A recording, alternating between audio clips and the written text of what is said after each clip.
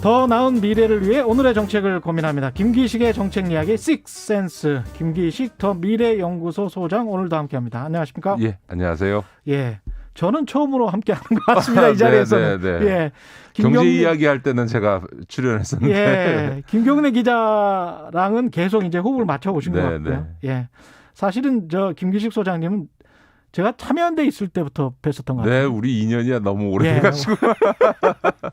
그렇습니다. 중대범죄수사청 그 신설 하겠다고 하는데 그 이야기부터 해볼까요? 네네. 예. 어떻게 보십니까? 예, 사실은 이제 중대범죄 수사청이라는 게 미국에 가면 FBI라고 하는 게 있고요. 있죠. 예. 또 이제 영국에도 이 중대 경제범죄 수사청, 또 뭐 프랑스에도 재정 경제범죄 수사부, 독일 같은 경우에 중점 검찰청과처럼 특히 경제범죄와 관련해서는 어떤 이 전문성이 요구되기 때문에 그렇죠. 그거와 관련된 이제 특별 수사 기구들을 두는 예들이 있는데 우리의 경우에도 이제 지금 이제 중대범죄 수사청은 일종의 그런 형태의 전담 수사청을 만드는 것이고요. 그러니까 이제 이거는 검사 동일체 원칙에 관철되면서 이제 모든 권한을 갖고 있었던 검찰의 기존 검찰의 어떤 기능과 권한을 이렇게 조직적으로 분산시키는 측면하고 또 경제범죄에 있어의 전문성을 담보하는 두 가지 요구를 반영해서 충분히 검토할 수 있는 안이다 이렇게 봅니다. 이게 지금 중대범죄수사청에 들어가는 그 수사의 범위가 경제범죄 뿐만 아니라 뭐 뇌물 등이 있는데 이제 가장 중요한 거는 아마 경제범죄가 되지 않을까 싶습니다. 기존에도 금융위 쪽에 검사들이 좀 파견돼 있죠. 금감원 쪽에. 그런데 실제로는 검사로서의 역할은 돼 있지는 않고요. 그냥 협력관 형태로 들어와 있죠. 아, 협력관 형태군요. 예. 이게 지금 수사청이 검찰 수사 기능을 넘겨받게 되면 수사 기소 분리 차원에서 기소 권한은 여기는 주지 않는 거죠. 공소청이 그렇죠. 지금은 따로 있는 거죠. 아직 확정된 건 아닌데 그 수사권만 주고 기소권은 주지 않는 것으로 지금 되어 있습니다만 그런 방향. 예. 근데 이제 좀 전제할 거는 그 검찰 개혁 논의를 하다 보니까 조금 사실이 왜곡된 게 있습니다. 예를 들어서 전 세계에서 검사는 기소나 공소유지는 해도 수사권을 행사하는 경우는 없다. 이렇게 좀 잘못 알려져 있는데 그렇지는 않습니다. 그러니까 이제 우리처럼 모든 검사들이 수사권과 기소권을 다 갖는 경우는 없지만 일부의 경우에는 검사가 기소권과 함께 수사권을 갖는 경우가 있습니다. 특히 아까 말씀드렸던 것처럼 이 중대범죄수사청의 모델이 되고 있는 프랑스의 이제 재정경제수사부라든가 뭐 독일의 중점검찰청이라든가 영국의 뭐 그 중대범죄 경제범죄수사부 이런 데들도 다 수사권과 기소권을 갖습니다. 다시 말해서 검사가 수사권을 행사합니다. 그런 점에서 중대범죄수사청은 기소권을 행사하면 안 되는 것은 아닙니다. 그러니까 오히려 외국의 사례를 보면 기소권을 행사하는 게 맞는데요. 다만 우리는 지금 이제 검찰이 워낙 과도한 권한을 행사하면서 선택적 수사, 선택적 정의, 제19 감사기를 해왔기 때문에 지금은 이제 수사와 기소권을 분리하는 것이 개혁의 큰 방향이니까 나중에 다시 재검토하더라도 지금 현재 단계에서는 기소와 수사권을 분리하는 차원에서 이 중대범죄수사청에는 수사권만 주고 기소권을 주지 않는 것이 현재에서는 충분히 검토할 수 있는 방법인 거죠. 이게 정말 그 검찰이 제대로 수사와 기소 권한을 남용하지 않고 했더라면 사실 효율성이라는 측면에서는 수사나 기소, 수사한 사람이 기소를 해서 공소까지 유지하는 것이 효율적일 맞습니다. 수도 있겠습니다. 예를 들면 지금 여러분 그 청취자들께서 잘 기억하실지 모르겠습니다만 예를 들어서 삼성 에버랜드 사건이라든가 최근에 있었던 삼성 이제 바이오로지스 분식회계 사건 같은 경우는 굉장히 고도의 전문성이 요구될 뿐만 아니라 그것을 기소해서 공판을 유지하기 위해서 기소를 유지하기 위해서는 사실은 그것을 1년, 2년 계속 수사를 해왔던 수사관들이 수사 검사가 공소유지를 해줘야만 공소유지가 됩니다. 그러다 보니까 최근에 그 삼성 바이오로지스 분식회계 사건을 수사했던 이복현 부장검사의 경우에 지금 이제 그 수남보직에 의해서 지방에 가 있지만 바이오로지스 사건이 있으면 서울에 올라와서 공판에 참여하거든요. 그건 왜냐하면 제일 많이 아닌가? 이 분식회계 사건과 관련해서는 공판부 검사가 아무리 열심히 해도 지금 뭐 삼성에서 동원하는 뭐 몇백억씩 주어서 동원하는 이 초화 변호인단 그렇죠. 법정에서 붙으면 지거든요. 그러니까 1년 이상 계속 수사해왔던 수사 검사가 공소 과정에 참여해야만 공소가 유지되는 측면이 있습니다. 그런 점에서 보면 특히 경제범죄는 수사권과 기소권을 같이 주는 것이 맞는데 우리는 지금 현재 이제 검찰 개혁이라고 하는 과제에 지금 그가 중요하게 제기되고 그러네요. 있으니 그다음에 네. 검찰이 그동안 기소권 행사하는데 수사권과 기소권 행사하는 데 있어서 무리한 점들이 있었으니 현재로서는 수사권과 기소권을 분리했다가 나중에 좀 이런 이제 지금 이대로 가면 이제 기존의 검찰청, 중대범죄수사청, 공수처 세 개로 지금 이제 쪼개지게 되니까 이 시스템이 안정되면 중대범죄수사청에 기소권도 부여하는 방안을 충분히 검토할 수 있는 거죠. 아, 그렇군요. 한시적인 조치다 이런 말씀으로 들리는데 민주당 검찰개혁특위의 박주민 의원은 현직 검사가 만약에 이제 수사청으로 가면 검사직 사표를 내고 수사관으로 지원해야 된다. 이거는 이제 기소를 못한다. 뭐 이렇게 들리기도 합니다. 아닙니다. 저는 그 방안은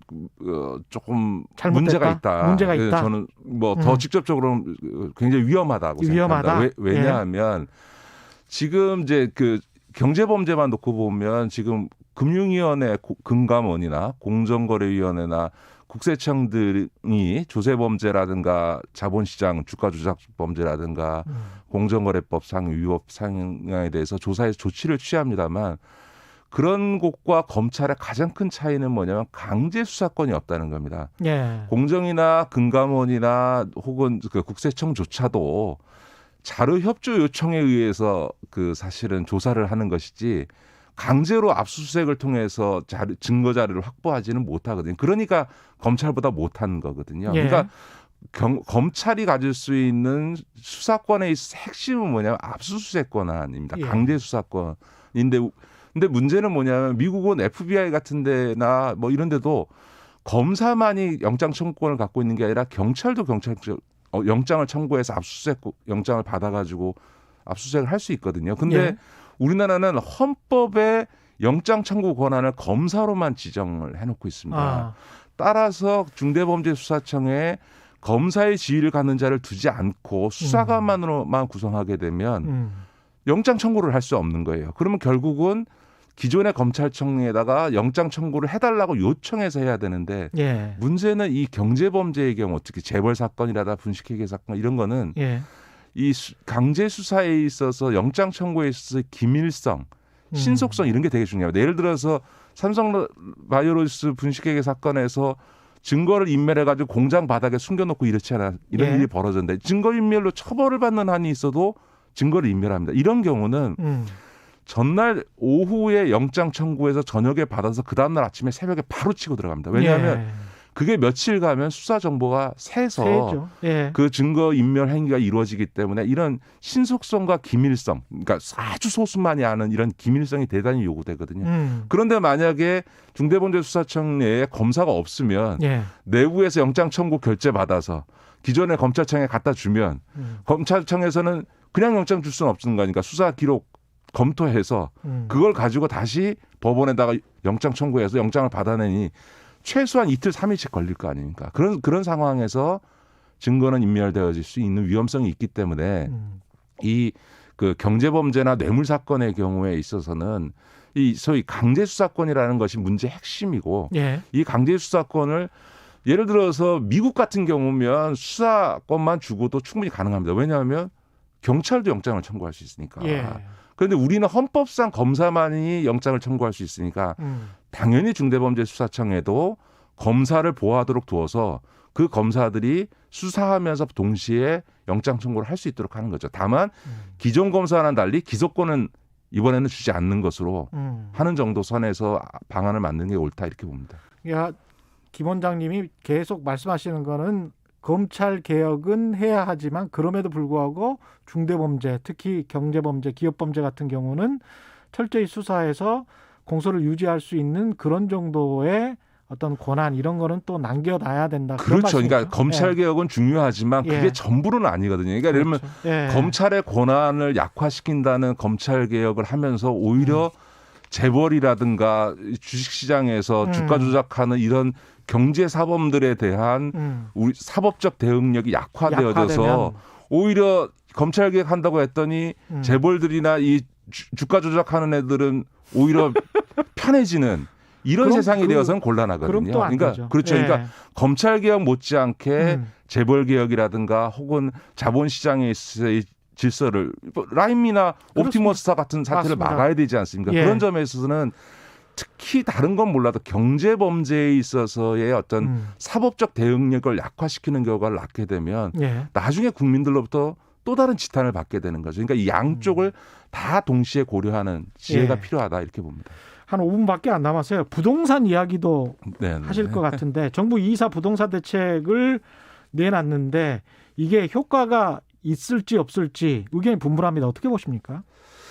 글쎄요, 조금 전 지켜봐야 지켜봐야 된다고 생각합니다. 된다. 사실은 저는 이번 그 부동산 공급 대책이 아니었어도 올해 정도 들어가서는 부동산 시장이 조정기에 들어갈 거라고 봤습니다. 왜냐하면 과거 사례를 보더라도 부동산이 한 3년 이상 계속 오르게 되면 일종의 조정장에 들어가거든요. 주식시장도 예. 급등하다 보면 조정장을 들어가는 거고 부동산 시장도 똑같습니다. 그런 점에서 보면 지금 부동산 시장이 3년 이상 상승해 왔기 때문에 올해쯤이면 오히려 조정장에 들어갈 건데 오히려 지금 이 공급 확대에 대한 요구가 있으니까 공급을 확대하는 건 이해는 하지만 오히려 그러니까 서울 특히 수도권 서울에 있어서 재개발 재건축을 공영개발 방식으로 이렇게 촉진하는 방식으로 갖겠다 이렇게 될 경우에 예.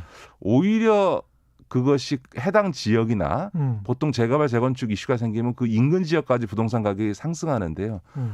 오히려 조정장에 들어갈 시장에 오히려 자극제를 만들어서 이 재개발 재건축이 오히려 부동산의 상승기를 더 연장할 수 있는 의도하지 않은 부작용이 발생할 가능성도 배제하기 어렵다. 그래서 시장에서 조금 더 시장 상황을 봐야 되지 않을까 이런 생각이 듭니다. 근데 관련 보도를 보면 그 특히 이제 경제신문들에서 이 입주권 대신에 현찰로 2월 4일 2사 대책 이후에 만약에 재건축 재개발을 사게 되면 그냥 현찰로 현금 청산해서 가져가라.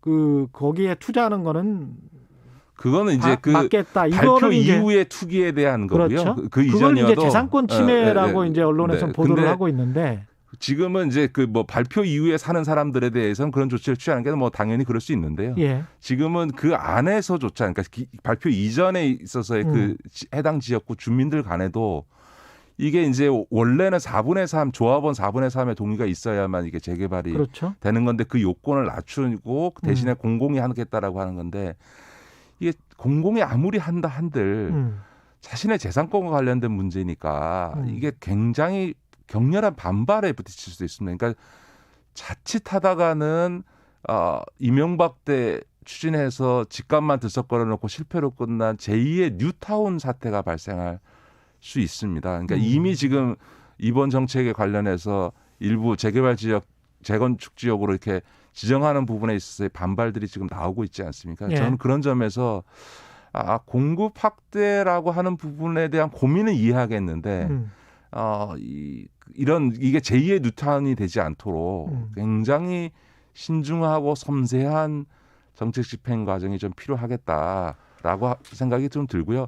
동시에 이번 조치 과정에서 용적률 상향 조정이라든가 또 기존 집 소유주에 대한 어떤 이익 분배를 더 많이 해주는 이런 약간 특혜성 조치를 취해서 이 공영개발에 협조를 얻어내겠다라고 하는 건데 그거는 것들이 어떻게 보면은 재개발 이익을 더 많이 가져가게 하는 문제를 낳을 수도 있기 때문에 여러 가지 실제 시행 과정에서는 조금 면밀히 검토할 필요가 있겠다 이렇게 보여집니다. 결국은 기존의 뭐 땅 소유자들 그다음에 투자자들과 이익을 공공이 어떻게 나눠 갖느냐 용적률을 높여주는 대신에 뭐 그 문제인 것 같습니다. 예. 예, 근데 저는 근본적으로는 언제까지 정부가 이 분양 아파트를 공급하는 일을 해야 되나?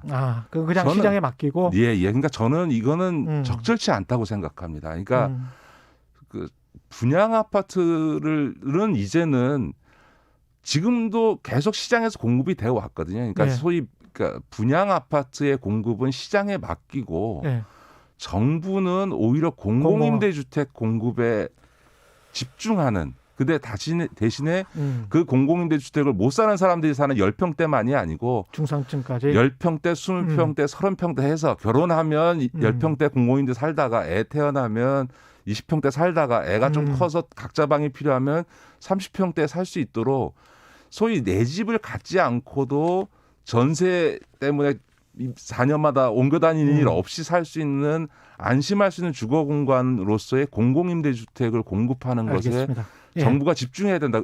왜냐하면 땅도 수도권에 알겠습니다. 별로 없습니다. 예. 네, 지금까지 김기식 더 미래연구소 소장이셨습니다. 고맙습니다. 네, 고맙습니다. KBS 1라디오 최경영 최강시사 듣고 계신 지금 시각은 8시 46분입니다. 이 시각 교통정보